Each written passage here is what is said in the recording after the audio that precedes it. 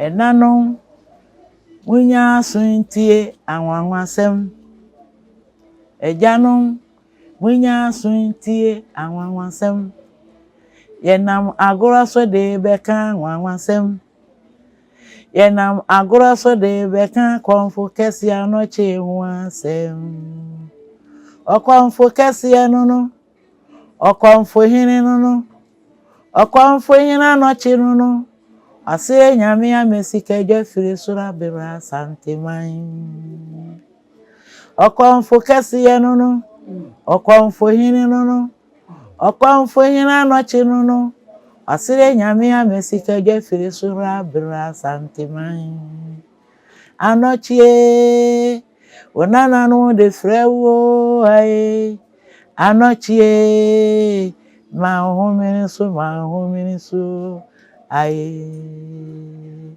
anoche onana no de frewo ai anoche ma homini so ai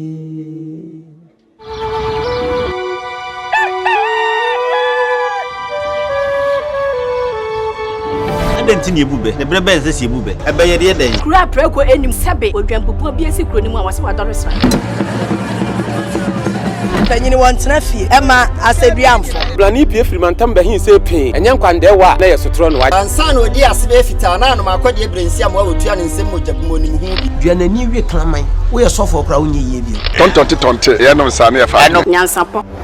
arafo yensa ma munyina akwa ababiem ne yensa mfa momre NYANSAPO kasa mfonyini so yesane le madwem ba YouTube ehwo na edi edwumedi bom modern no subscribe no share na wa like no wa gya wadwe nche no e de ato e de amaye na yetimi akoye ni medase se waye ne sa NYANSAPO no wagye se yesane le madwem ba yesa beto ya de sua no so ye kan ye koi ye de kosi yakofa akua e de naba panyfo se ye akua free we de wa free papa akua free jampontema no e wona ye dia ba bisi na eneye no na wona ye dia besi dia na ansa na ASANTEMAN be ko mu nyina ho abomu ya be from sa ASANTEMAN ama ye wo hene kese baako ama obeda won ma no kra no ehenefo na ye ahemfo na won mo ewo kwa aman e ma ye ba ya na wan kra na odi ka be di ASANTEMAN so nka bomu no odi ka be ye wo hene a odi kan ewo so eho ene adure ya ye ne abrewa poma ye kone yakowie ni abrewa na ne ne nhwe konfo no chia ba be di sa adwuma so nyina de awie ama ye hu ama na agona konwa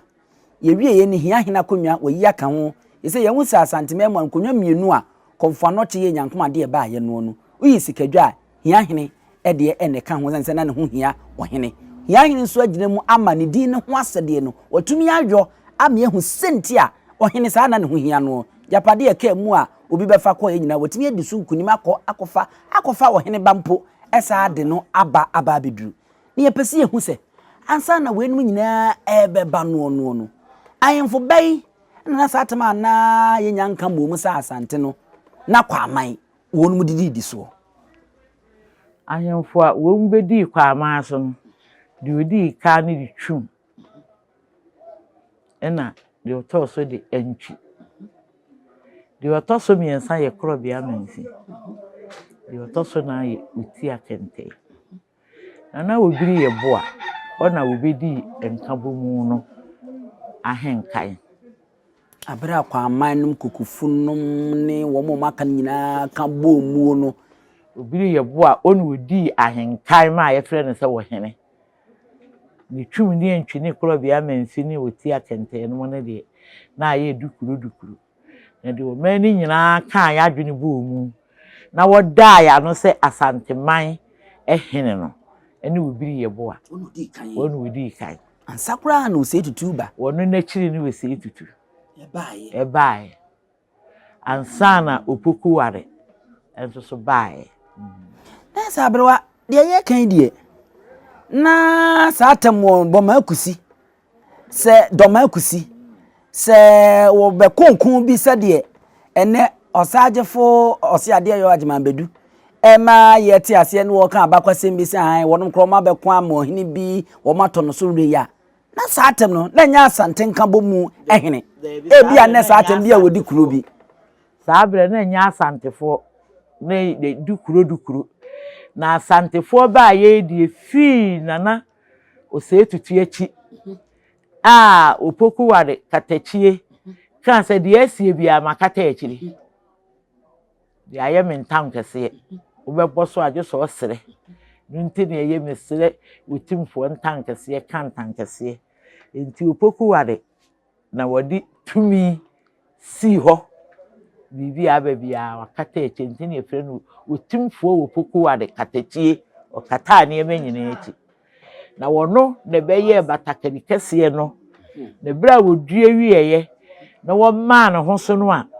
wotena na paka mu ne ka antwini di na chi to no nwunu swaye yese wono na chi Asantehene biada nkokon ento da ampa so free saatem besine no besine Asantehene bia nkokon ento enti se do makusi ka bibi etesa wono no bia na ayiwo sajefo si ade ya agima bedu ese wo ka bibi etesa yenim baabi a wode ne kon na asem ne firi mbi class abra akwara bi wode nam ho bi yesu da bi ubedi hene ne so kukum no wode ka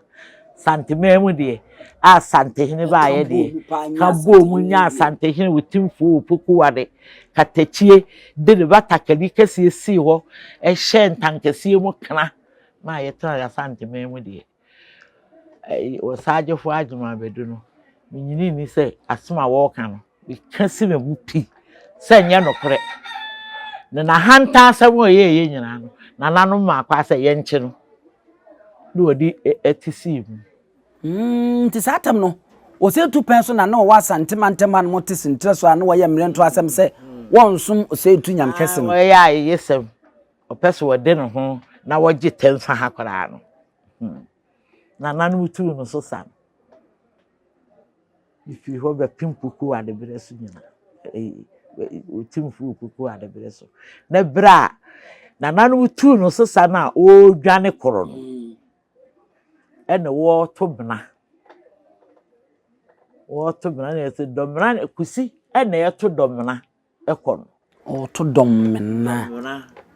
edom di na chi na ni abere no wo tiem wo bobna na ni abere opagefo na wodi ko wura ase gonjafo mu ho se de be na okodu ho no a afi na ni so tan no wo ngunu baabi a wo fa no na tese oguni a wo ye na sabre na na so Opoku Ware ne dehye ye bibi a ya no wo mu se nya tema bi enti wodi sun ni chopa enu na ne dehye Yeboah jina mu besun bi Opoku Ware dehye besun bi enu se Yeboah sua madoma ahene Yeboah siama yo amadoma ahene na oji ni sun to dehye ba antoma ahene nsa wa ma hakora nye nanim krampo na oba ye be twaye mpo bi so wosu ni majewa ode nko ba antoma ahene de obeka no de abamani nti wo agima bedu wuntimi ba wotimfo anim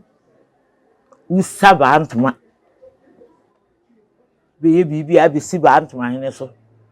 ono so abebo ye wira amane ti se ne wogira ho no wokeka bensem a me said abre akeka bidie mi sa akeka bidie ya na eduru biribi a na obi kan say class driver e ma akanfo o ya me ma akanfo no yo ti asotwi ne ye na me kire ni we say na nanom trase no wo mu ti bi hwa hunu se ye hweye hunu se ebiribi beba ne ye ni ho ebi ni mani abere se memfa bibi nko me ka mu obi ati bi na kina mi ni ho na bibi sei a obi asori agina na nanu timi hwa hu na kwala bi a ni wire mfrasem e kekira asem timi tiri mu a Eyi ni akan sem ni nyina na ye de akyere no na abɔ no paama na wono ne na adwene ye ne se asante asa amu se na me be ye mi program foforo me se asante tias na adwene ye se asante asa na ya tabi bo adwum bi se efie mmɔ te sa arewa ti wo ye bibi ahwedin de awo ye no akola bi be sore abegu ani manse sana ajuma bedu na dwene ye no se asante asa se de adure pa de asma wo be ka hwan kra na betumi ayi ano obi antimi nyi ano ma ahemfo wo hoi ma kadi ya hwe be hunu de yesitie ma be so nsi aso ansa me hunu de ebu oduru enti wo ye na dwen se wo be keka biya di say ye no kuro say nye ade ete say wo ka asem na wo biya ni wa na dwuma na asem me nkwa na nkoda me den na nsem ana ade e kina nsem ana so obi nyime ki na enso so sei die onyankopon o chaade a ha nkata so yenso nyansapo ya me ne hunu se asante etias ya de ono wo bobo fa no wa ya de ye de wa bebie punu bi amaye e baabi a obobo fa no yenso yenim baabi a ye de behia no etwa ne mu a wontimi ntu ne na bie mu fi se ni gina ya besie se na ba se Yeboah esu ama Asantehene abusia se ba hu de no nso akwakosie ekoduru baabi a na kyese e wose na na de hye kura ba mu na asem na areho na amma enipa enhu ne wonye ne hunti woba no obegina mu na wosu na wode eboa se ne be ya Asantehene na nkaja otumfo be hu nanim mmobo na waboa na ekowi a kyen kura wose yawie dia anya me manim hanom ne mum fa nkɔ Asantehene ho nanim no ɛhɔ no so dodo fa nkɔ Asantehene ho na yentie di ono nso ebekɔ akwakoka ɛno nso de akwakosie no na sɛ abrewa sɛ metiasie ya otumfo Opoku Ware katachie a wodi kan ya wode Batakarikese yi ba yi no one day ne span so besi sa me dem sɛ dabre ɛku bia nhyɛ da mai ASANTEMAN denchira konu a etwa ato no ene ayi achimkon ni ti kun bia ma bi fi sɛ o share Batakarikese eno na odisia no na abrewa me de mwa mponi se ASANTEMAN na nka bom no mponya maaye se asante ni enya wono esahina na se wo hempopra wodi wo manim no mpono ASANTEMAN no enkronkro awodo mo ne asante kokon no ebrei de wodi nkunim edi ka akra no no asante sa ka obiem ekotea no nti den na ASANTEMAN no doma be ba ya na se wo hwe ma asem no kura bi anim ye de ya ka so nso wo no kura bi wo ha o famara kwasi kokoro wa akode ya kura ASANTEMAN kura asante edi ne so na wo na abede ye se ya mene dawuru na ba nti wande ya kikan bi di na me ka se ma kanfo no peso a kire no Obiri bi mi hu nso wono nso ti sei eti abrewa na no no osa akeka no ho biom sa ba biom sa ne abakwasem wetiremu oto ba akopɛ yesu ni ade onim obi a ye frɛ ne Yeboah suama a oba ye obesu ye bia ni honom na won mu kumo ni bi ne sa de no enu osuma awo nti unim na nyanwanwa wetimfo de hia wudu dwa ato eba wudwa ato eba na ano ohye no ene wono no so de bo awo wo bo awo sun bi ma awo ene no wetimfo se Yeboah suama Asantehene se nyese bi kura na Asantehene ntim nya akodo no kosi Yeboah no so we mo oba ye se wo si babai wo di arewo no na Yeboah te ho no na ye na rewo humte o nani abiribi pacho bi ede boa no ebira wadawro mahwene nim ni sun so sun Yeboah suama Asantehene sa na tie nti ne mo mfalema ba ntoma sa na tie abrewa ye bewie no krakra na mepese utufo na de ma ne nchirima a ye ninkaye sansetwe konkronkra me ehunu se obi a woni ninkaye te se owufuo ye hwe moa da ye obiri konfo ano chede beboa asantemantem ne asanteman a owie ye no otumfo Osei Tutu anye ne se wabeboa me nso what na akra me ba ye kra no ni ebeku ena mbe nti se wabeboa me no ano no ni nyina mu no osa ehye eche ma ni nyekwa eche no wo ni kokroko asa abọ akonya e de ama no enne nyina da so wo hono ma ye hia ye wo konfa no che enne agona hene ni din eda so enne abrewa obi ye bibi ma obi a na ne refi na afa akire kura no boni na odi kwa akotua nipa ne ka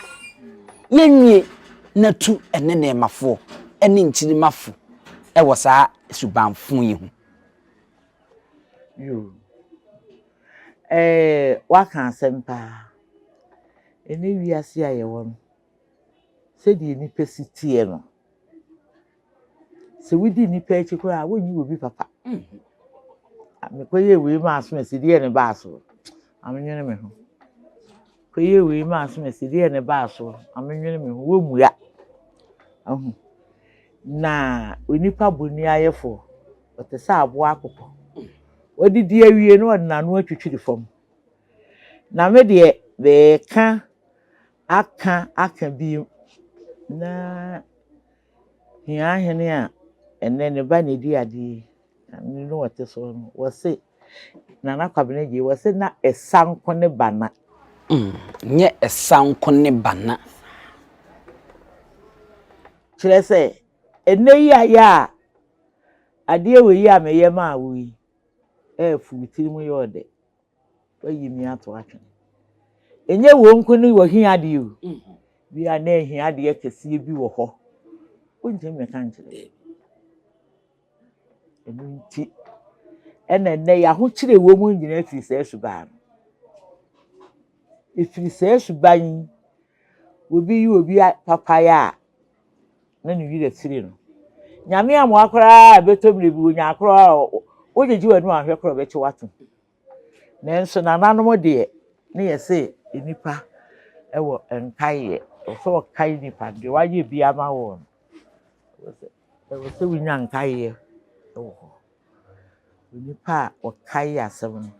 bonne badwemma ne kai asem o kai ye kire die wonipa won kai da ache wonye nipa wonwere da ache wonyane ya wonimso wawie wonimu de bebe akiri ntimi sre ye nemafo emma ne mema ye nkwada afi ne ye ba ne ye mpanimfo kura empifo ene hemfo abrempo ne akakawuo wo ye campaign ye ba begina bontene ye sipete ne nipa atwe ho ahia wonya wie no obekuro mu ane ka yesum dem uhwe nwa posi fo kra na za agba no ba onya kwa no akọ ne nchen ni wi eti su begina ha ehye eno na am wo mayi benche no didi jani muna wa mensu agina wunu ayem wo hu wo ana ne bo ofu ahotọ a eni ho nyina sa ne tiri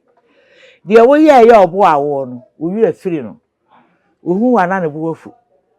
wo hu an nani abre woto kasa ne yi ne hi nti esese wo bia de wo se mi enko no wo se mi ensan a yanyi na chinye ne koyesa hwe soro hwe fom ko hwe soro di ayem se yema ye yu nye yu na ye daabi enye daabi ye saa e de tran wo manyimu a asumdwe ene ahoto ebeba piao de akwa kwasie no ma ye mfantu ye hofo ye sua de no na ye famu nso afutuo yankopon no nya de ofiri soro abaye saa ne ma we di ama wonam nipa so enwaye obi woni ebro sanso antimi anya ama ti de onya ataku wobtuwofo ka asem bi bo a omire bie no nkowie kire na woturu kohwenkwa emfuturu no enkonkohwe wu dane se bibi mpo na ontimi ni nipa na nante bi mu a bomoden na ne ntitim asomdwiem se ne ebe ya ebire bi beko ebesa aba ne ewiase aye ntwa ho obesa hia ne mo bie mu no wetim de anigye na ade akọ ne nchen na ade na kodi nkomo no no so de wodo wode ahia wo na age na emum enye se masewudi masewo minni waye menna wase eno de basa na sebe owu kura na se owu kura no ne ho mfaso de echen o ewie na ahwefo aha na yede adesua ni nyina yede esi nyansapo yesane ne madwemba ama ye nyina ye hu sane obiri konfo anoche ne mayem ewa asanteman ne dwumadi a obedi ye na afe ewie ye no opem so ani soye ewom kofa ofiri ne duafie die na nso ba ye no meme nso mfaso ama ba benya wo so no eche se mbefa ofiri ne duafie ntinye se waboa me nso maboa wonti so ho na emummu no meme sa de wei eka akiri yensia no na yemfa ensia amini ene abusua pani owusu duumi yene abrewa poma ene bedwetwe nkomo no ma woremfi subscribe share like na je wadwe nkyere efama yema mu nyina mmo ene hwe oje ya hene wa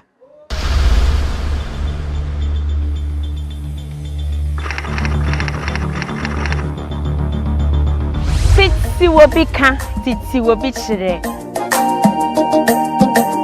tete anansesem menu mienu nyina anim se enei yehwehwa yenhu se adwumadie yi yafaso ye ho se ye bechire enchirima amamre ene amane yes sasu wow kwaku ananse ene ko ware ne yire asoya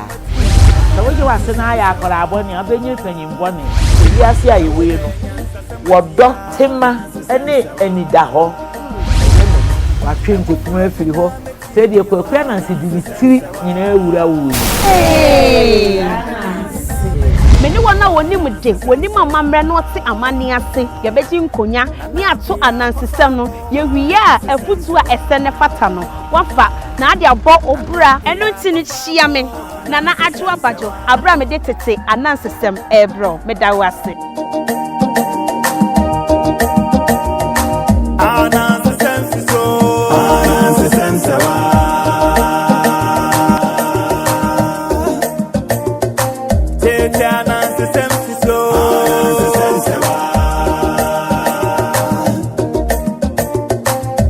Pempe